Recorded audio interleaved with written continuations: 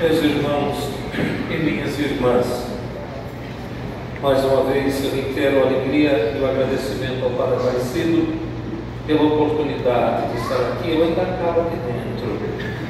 Eu fiz exatamente para poder entrar aqui, né? Senão eu não estou tão gordo. Eu ainda acabo aqui. Que bom.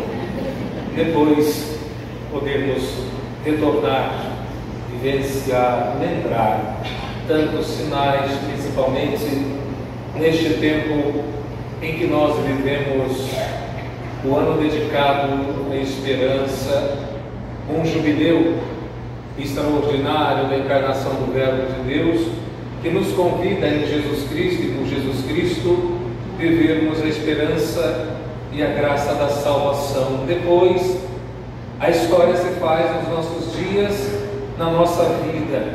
Nenhum de nós tínhamos em mente que o Papa Francisco, depois de 12 anos, depois de se apresentar na Praça São Pedro, na Páscoa, na segunda-feira da Páscoa, ou na segunda-feira do Anjo, pudesse voar para Deus.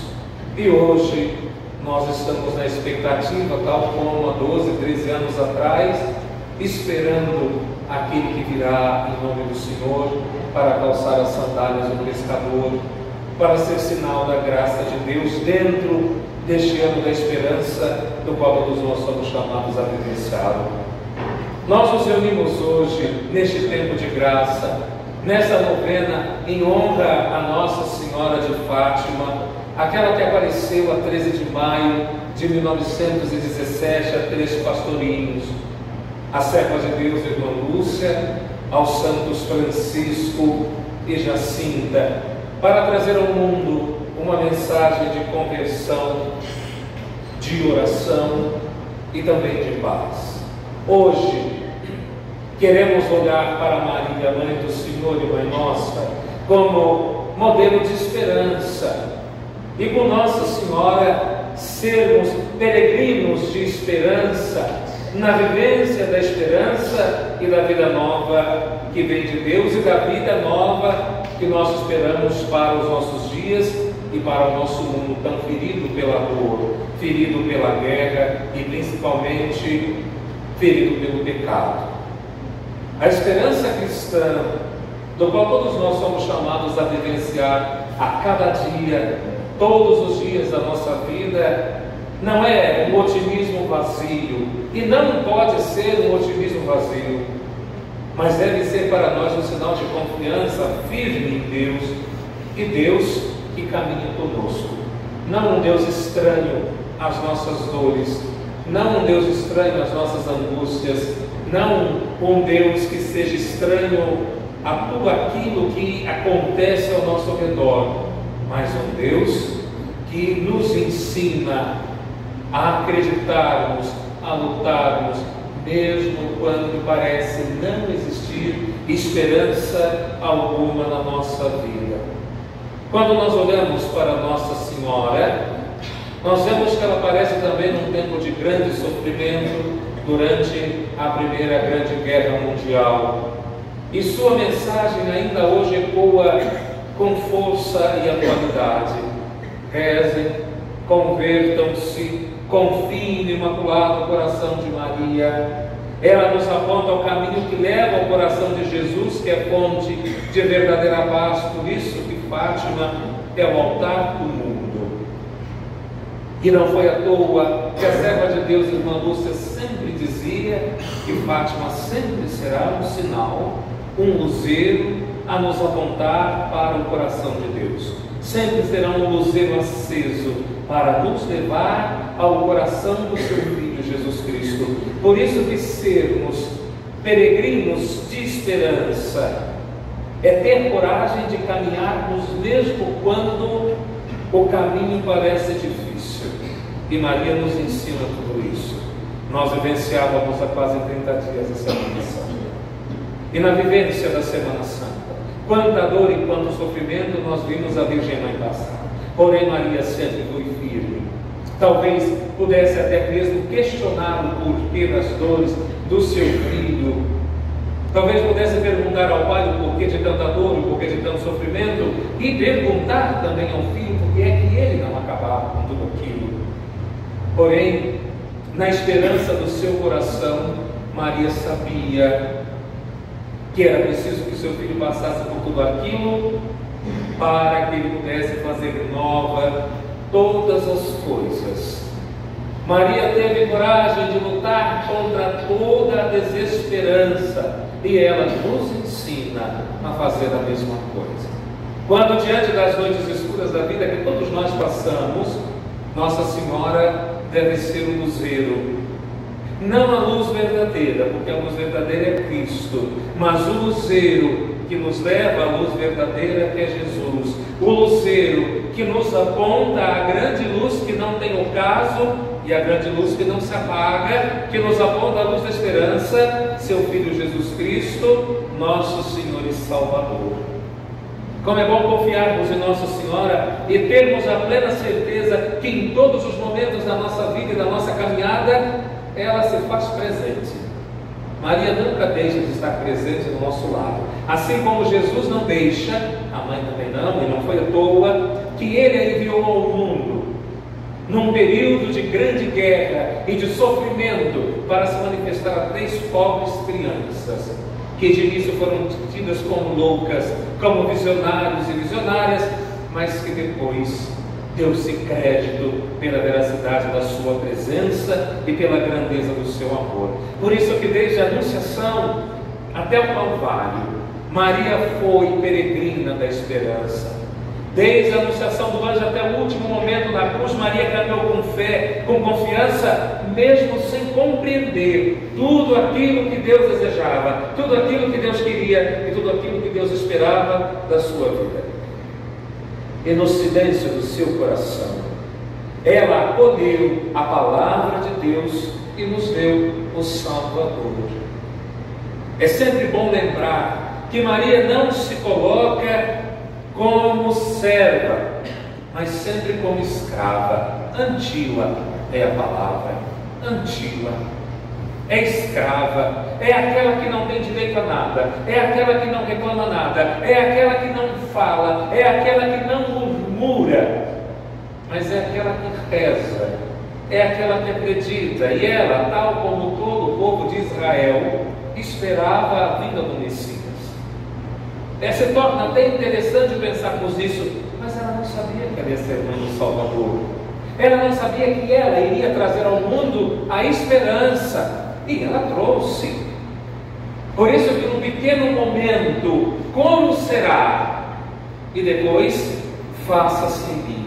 Antila, escrava, não serva, porque o servo não sabe o que faz o seu Senhor. E Maria sabia o que Deus fazia da sua vida.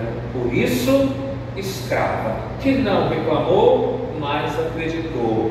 Por isso, peregrina de esperança, porque mesmo diante de todo medo, Maria não deixou de ter esperança na graça de Deus. E é interessante quando nós olhamos, depois de vermos a confiança de Nossa Senhora, a confiança daqueles 3 pequenos pastores, que ainda na tenra idade também tornaram-se testemunhas dessa esperança. Quando é perguntado por Lúcia a Nossa Senhora quem é ela pede para que eles voltem naquele lugar com 6 meses. E eles voltam ali. E somente no final das aparições que ela vai dizer quem é. Quando no milagre do sol, ela mostra o sinal da presença, não dela, mas da presença de Deus, e afirma o sinal da veracidade da presença daquele milagre. Era sim, de fato, a mãe presente na vida daquelas crianças. Eles rezaram, ofereceram sacrifícios, enfrentaram sofrimentos, viram o inferno, e tudo isso com muita maturidade, que só pode vir de um coração unido ao coração de Deus. E olha, eles eram crianças. Quantas vezes, ao olhar a história de Nossa Senhora, nós vemos que o Francisco não rezava o texto. Ele rezava Ave Maria, Santa Maria, Ave Maria, Santa Maria. Como tantas vezes a gente também tem preguiça de rezar o texto. A gente não reza nem Maria nem Santa Maria, a gente não reza nada, né? Feliz de quem ainda consegue ser perseverante na oração do texto. No entanto, que no final da vida, quando pergunta se ele vai para o céu, nossa hora diz ele vai, mas depois de rezar muito. Então, se ele que viu Nossa Senhora foi para o céu depois de rezar muito, imagina a gente, quando a gente vai entrar no céu. Porém, nos mostram esperança, nos mostram vida, e a esperança, ela não depende de idade. A esperança não depende de idade. A esperança não depende de força. A esperança não depende de circunstâncias, mas pelo contrário. A esperança depende da confiança no amor de Deus. E aqui ele faz lembrar do Evangelho de domingo. Quão bonita essa passagem do Evangelho de João.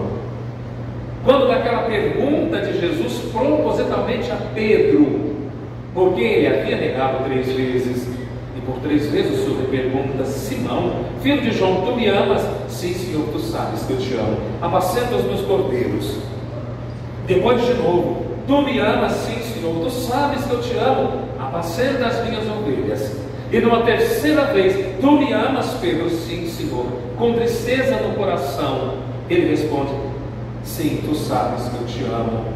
E Jesus então diz: apacenta o meu rebanho, apacenta as minhas ovelhas. E não foi somente depois de 3 vezes, enquanto Jesus não viu confiança nos olhos de Pedro, enquanto Jesus não viu que Pedro havia se reconciliado com ele e de fato professava a graça do seu amor, o Senhor não concedeu a ele o sinal da sua igreja, de estar à frente da sua igreja. Depois de ter visto amor nos seus olhos, e principalmente depois de ter visto esperança nos olhos de Pedro, foi que Jesus disse a ele que quando você é jovem, você vai aonde você quer, você se cinge sozinho, mas depois, quando você ficar velho, você irá onde os outros quiserem que você vá. Os outros que te cingirão. E não deixou de acrescentar a Pedro: segue-me, mesmo dizendo a ele de que forma que ele haveria de segui-lo na morte. O segue-me de Pedro é um segue-me de esperança contra a vontade, porque Pedro não tinha vontade de deixar Jerusalém. Para ele era muito cômodo continuar pescando, como que por dizer assim: Senhor, deixa disso, deixa essa história de ser pescador de homens, de almas para lá, que eu não sei nada disso, eu não quero. Quando era jovem, você ia onde queria. Depois você fica velho, os outros vão te levar. Espero que não deixe a gente no sol algum dia inteiro, mas nos tirem do sol, né? Por isso que a gente tem que ter esperança e colher, ou melhor dizendo, plantar coisas boas para colher coisas melhores. Porque se a gente não plantar, a gente vai ficar no sol a semana inteira. Hoje, a mensagem de Fátima nos chama a sermos também peregrinos de esperança e com esperança. Quando nós rezamos o texto com fé, nós nos tornamos portadores de esperança. Quando vivemos a caridade, quando perdoamos, quando nos reconciliamos, nós vivemos o sinal da esperança e ensinamos o sinal da esperança aos outros e damos esperança aos outros.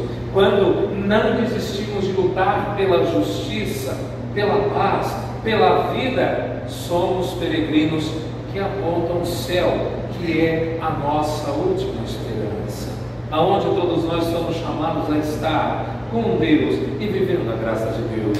Eu não vou me cansar jamais de me lembrar da figura do Santo Padre, que nos apontou a esperança. Não foi à toa que ele quis um ano dedicado à esperança, talvez por causa de um mundo que não a tenha mais, talvez por causa de um mundo que não creia mais, que não espera mais, que não acredita mais, talvez por causa de uma igreja que fechada em si mesmo, deixa de olhar para quem precisa, talvez por causa de tantos cristãos como nós somos, que não olhamos a esperança, não sabemos dar perdão, vivemos o amargor cotidiano, as amarguras do dia a dia, a falta de caridade, a falta de perdão, a falta de misericórdia.